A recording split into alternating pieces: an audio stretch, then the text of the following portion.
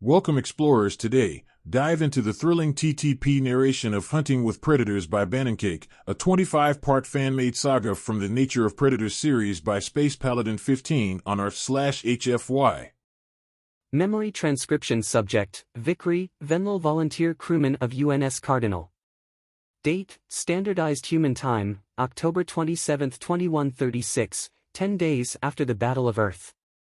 I began to stir into consciousness as morning dawned and the sun shined between the tall evergreens. I was awake, but I wasn't about to open my eyes. I was exhausted.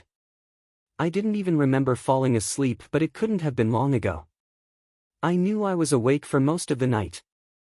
My mulling over whether or not to go on a hunt with a bunch of predators was frequently interrupted by horrible noises, or shadows in the far distance that I feared were predators stalking in the night. The irony. I could hear movement in the camp as I lay there.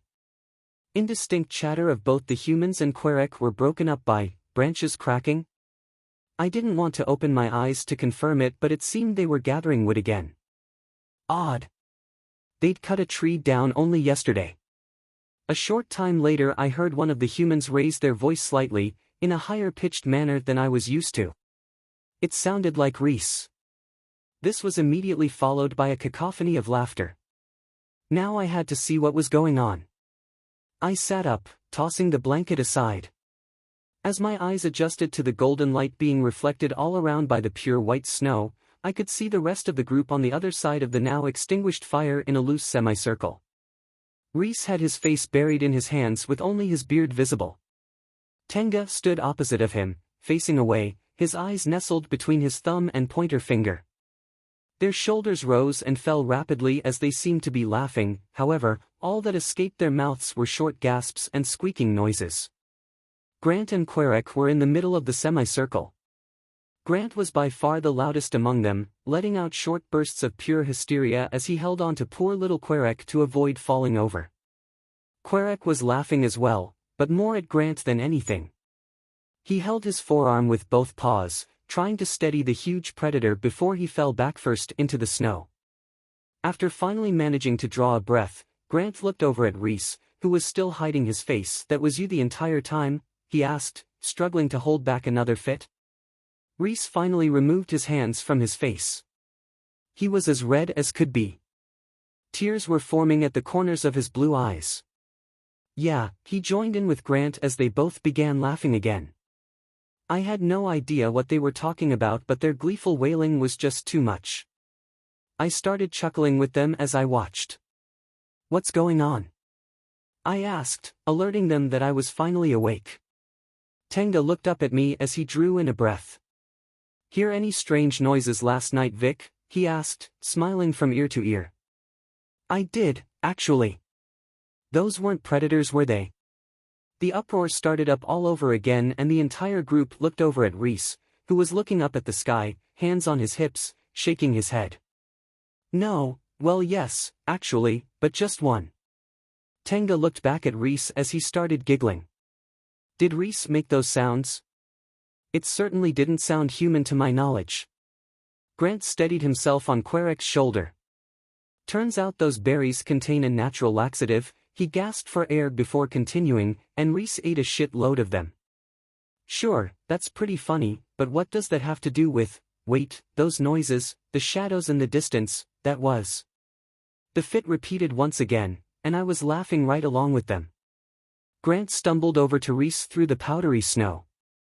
"This guy kept me up all night with my finger on the trigger, grunting and carrying on," he exclaimed. A short intermission of laughter ensued. "I thought we were about to be attacked by a bear or something." He exhaled with a hand over his chest. "What the hell is a bear?" I tried not to think about it and just enjoyed the moment. Things hadn't been looking up for a long time and this was a much-needed break for all of us. After another minute or so, the laughter finally died down. Slowly at first. All it took was for someone to start giggling again to reset most of the progress we'd made. Eventually, it all faded into silence. Eerie silence. No sign of movement at all came from the forest. Only the sound of human boots shifting through the snow was audible. Tenga leaned down to what, at first, just looked like a bundle of branches lying on the ground nearby. As he picked them up out of the snow, however, I saw 3 frighteningly sharp points on one end of the bundle. The rest of the bark along the length had also been shaved away. Spears. Those cracking sounds were them making spears. They had made 3 lethal weapons in the time it took me to stir awake with nothing more than survival knives. They weren't shoddy work either. The humans had picked out the straightest branches they could find, and straightened them even more by whittling down the edges. Why spears? They have a rifle. Gun would scare off everything around, so we made these, Tenga said, running his knife over the point of one of his newly crafted weapons, and, once again, reading my mind. Plus we'd rather save the few rounds we have for more, immediate threats. Like other predators? I asked. Like other predators, he affirmed, tossing the freshly sharpened spear over to Grant. How many rounds do we have, Grant? Grant was already preparing to practice his throw. He and Reese had set up empty ration boxes about 20 meters away on the hill. There were already a few small holes in the snow surrounding it from previous attempts. The human body lent itself very well to throwing things. Their flexible frame, low center of mass, and iron grip allowed them to throw pretty much anything as hard as their muscles could manage. That was no small figure by the look of it. Grant held the spear in his right hand as he held his left straight out in front of him, using it to line himself up. He sidestepped forward once, 1 foot behind the other, to set his momentum up for the throw. Once his lead foot caught up again, in one fluid motion, his right arm straightened behind him with the spear held horizontal at eye level. With a twist of his waist, he hurled the spear at blinding speeds. Like a bullet the height of a human, it spiraled through the air before piercing the small ration box in the lower left corner, impaling it into the ground. Grant pumped his fist in the air as he turned back to Tenga. "For, Lieutenant," Grant answered after he'd decimated the poor ration box. Which coincidentally, is the number of rounds my constipated friend here now owes me when we get out of here. He turned to Reese and placed a hand on his shoulder with a smirk. They'd been making bets ever since we linked up and they always involved alcohol. "Nah, now hold on, how do you even know how to throw a spear like that?" Reese stuttered, his accent intensifying. "College track and field. Javelin throw." Grant held his arms out to either side. "Oh come on, that ain't fair. If you didn't know whether or not I could throw then you should not made the bet." Grant chuckled. As they continued arguing, Tenga looked back down at me. "Anyway, those 4 rounds are precious, so we'll have to try it the old-fashioned way. We'll take the rifle just in case. Seeing as Grant has some background, me and him will go. The 2 of you can stay here with Dash." "I'm going with you," I blurted out. All the commotion in the camp stopped at once as everyone turned their attention to me. Part of me was indescribably relieved to finally have that sentence off my chest. The other part was begging me to take it back. Tenga looked down at me, those same kind eyes reading my thoughts. "Hunting?" His inflection made it sound closer to a statement than a question. "Yes," I replied, meeting his gaze. "Same here," Querek said, jumping down from a stump. Now all eyes were on him. I wasn't sure Querek would share my sentiments, but I was relieved. Maybe I wasn't insane. "And why would you 2 want to do such a thing?" Tenga's eyes narrowed. I hesitated. I had no idea how to say this to him. Emotion crept into my speech as my voice quivered. "I just want to see you hunt. I need to know." The next part would hurt. It was already hurting me and I hadn't even said the first word yet. It turned out I didn't have to. If we're anything like the Arxer at our lowest. Tenga finished my sentence in a hushed, raspy tone. That same awkward silence from last night returned for a moment. That did hurt. These humans had endured so much discrimination because of the Arxer. Because deep down we still thought that all predators were, in essence, the same. After all that they did for us. A wave of shame washed over me as I realized I didn't have to say anything for him to see that. I hung my head, ears pressed flat. That was all the confirmation Tenga needed. I heard him sigh as he placed a hand on my head and squatted down, spear resting over his lap. Same for you? He asked Querek. He swished his tail affirmatively. The only other sapient species we know of with that instinct are the Arxer, he clarified, looking over at Grant and Reese thoughtfully. Tenga chuckled. I'm afraid it isn't so black and white, gentlemen. You may get more questions than answers, he sighed. Even so, Lieutenant, I promised myself I wasn't going to abandon another human when she... Querek bit back his words, flinching as though they bit back at him. He sounded angry. When I ejected, he corrected himself. You're all stuck with me, hunting or not. I assumed he was referring to his pilot. He hadn't told us much about that incident. All we really knew was that his pilot was killed behind the controls, and he ejected after re-entry. He never shared many other details, but we could see the ordeal weighing on his conscience more and more with each passing day. Eventually, he'd have to talk about it. When this was finally over, maybe the loss we'd all endured would finally sink in and we could all talk about it. Grant and Reese chuckled and nodded as their stare hit the ground. Grant stepped over to Querek. No, you're stuck with us. He lifted Querek on his shoulders, out of the deep snow. Reese laughed as he rubbed Querek's head somewhat aggressively, sending his ears flopping in either direction. Can't split the pack now, Tenga, Reese declared, dodging paw swipes from Querek. Tenga smiled as he watched them, but his serious, empathetic eyes returned as he turned his attention back to me. You're sure about this? He asked. He had looked out for me like one of his own since our pod came down in the wilderness. He carried my unconscious body through the storm as missiles were still breaking the sound barrier high in the air above us. I owed my life to this man. The least I could do was try everything in my power to understand him when no one else in the galaxy would. Tenga, how will we ever be able to really accept you for who you are if we keep ignoring that part of you forever? If we let it separate us from you like this? I returned the question. His face twisted as he contemplated. Tenga looked back up at the rest of the group. Reese and Grant had begun play-fighting with the blunt ends of their improvised spears as though they were staves. Querek stood atop Grant's shoulders, and batted at Reese with his paws whenever they were close, fur on his head matted in all kinds of crazy directions. Tenga laughed as he looked back down. Can't split the pack now, he muttered, recalling what Reese had said as he patted me twice on the shoulder. He stood up. All right boys, looks like we're all going. We'll pack everything up and hunt as we move. If we pick up a trail, we dump everything and go after it. I exhaled as the worry growing in my chest was pacified. I don't know what I would have done if they had refused. The laughter died down as the warriors ended their bout. Reese and Grant approached the campsite with renewed vigor. Sounds like a plan, Lieutenant, Reese grunted as he began folding up his bedroll. The pack marched in a line through the powdery snow, going down a gradual slope through the alpine forest. Grant was in front, rifle slung over one shoulder. Tenga was behind, then me, Querek, and Reese covering the rear. So far it was much the same as any march we'd done over the last week. The humans carried most of the supplies in large rucksacks, while Querek and I carried what we could in small packs slung over our shoulders. If the snow got too deep, the humans would carry us.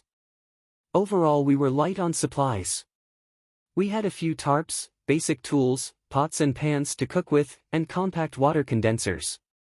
They were the few things that survived in the burning escape pod after it crashed down.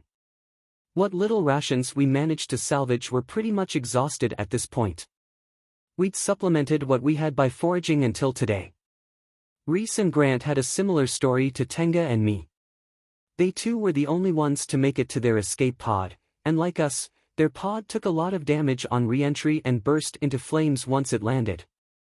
They barely had time to get themselves out, much less anything tied down. Querek floated down with basically nothing. The silence was overwhelming. Only the sound of the snow crunching beneath our feet occupied the still air. The radiant morning light brought some warmth, but it was still freezing cold. Why is it so quiet? I asked, being careful to keep my voice down. I was wondering the same thing, Reese added from behind. I figure everything out here has either already started hibernating for the winter, or fled the area after the battle. Not to mention the storm a few days back, Grant said, carefully surveying the terrain in front of us. Finding anything out here is gonna be difficult. Finding anything to impale on a stick. I shook the thought out of my mind. Tenga grunted as he tailed close behind. Maybe not. Deer rarely move when a storm like that blows through. They hunker down. Stay warm. Won't eat for days if need be. So they should be out looking for food right about now. Guess we ain't so different from deer then, Reese added. Guess not, Grant agreed. Right as I was about to ask what a deer is, the line suddenly stopped and I nearly ran straight into the back of Tenga. Grant had his hand held out in front of us as he grabbed the rifle from his shoulder. What is it? Tenga asked in a whisper. I'm not sure, but something just moved down the hill to our right, Grant answered equally as quietly. I looked in the direction he was describing but saw nothing but trees sprawling over the hillside. Predators were known to have an eye for movement and it seemed humans were no exception. Grant lifted the rifle and peered through the scope, squinting as he held it steady. A moment passed, and the longer Grant stood there the more anxious I became. What if there was a predator down there? His expression turned to confusion as he lowered the rifle. I think there's a carcass down there. Ravens are all over it, but it looks huge. Way too big to be a deer, Grant said in a hushed tone. Tenga looked back at Reese who shrugged. Can't hurt to take a look. Then I guess we'll see what's going on, Tenga said as he walked past Grant. As we approached I began to see what they were talking about. Dozens of small, black birds crowded on top of a mound of flesh and bone. It was difficult to discern any details but Grant was right, it was definitely big. Bigger than any of us. We approached closer still and a horrid stench assaulted my nostrils. The all too familiar stench of death and decay. The scores of ravens fled as our group got close, and the lifeless mass beneath was revealed. A large, four-legged creature. I had no clue what this thing was but it had the hallmarks of a prey animal. Hooves, horns, side-facing eyes, flat teeth. It didn't die of old age or sickness, that much was obvious. What remained of its body was ripped to shreds. Entire pieces of flesh were missing, exposing the bones beneath. Disgusting, worm-like creatures crawled around in the gaping cavities. Dried blood dyed the ground, and bits of furry flesh were scattered around the scene. Much of the otherwise pristine snow in the area was disturbed, indicating a struggle. Querek held one paw over his nose as we all gathered around the slain creature. The stench was overwhelming now, I could feel myself getting ready to gag. I followed suit with Querek and covered my nose as well. The humans surrounded the husk, spears planted in the snow. Grant shouldered the rifle and knelt down. No way, this is Dash. A bison, Tenga finished the sentence. His expression was one of both surprise and a hint of sorrow for the poor beast. In the mountains, Reese added, stunned. I thought these things were extinct, Grant said. Not quite, Tenga clarified, kneeling beside him. But they are most certainly rare. Well, what was it doing all the way up here? Grant asked, visibly confused. I don't know, maybe it got separated from its herd after the battle but, this doesn't bode well. Tenga replied as he reached down toward a large cavity on the creature's belly, placing his fingers on the inside of its flesh. He did it so casually. Reaching into a rotting animal. I'd be doing a lot more than gagging were I in his place. Ice cold, he stated coarsely as he studied the small amounts of coagulated blood on his fingertips. But not quite dry. It's been a while but whatever killed it is probably still around. What could have killed a creature that size? Querek inquired, visibly nervous. Right on cue, a torrent of noises echoed in the distance and everyone froze. A chill ran down my spine as the high-pitched wailing reverberated through the trees with surprising clarity. Howling.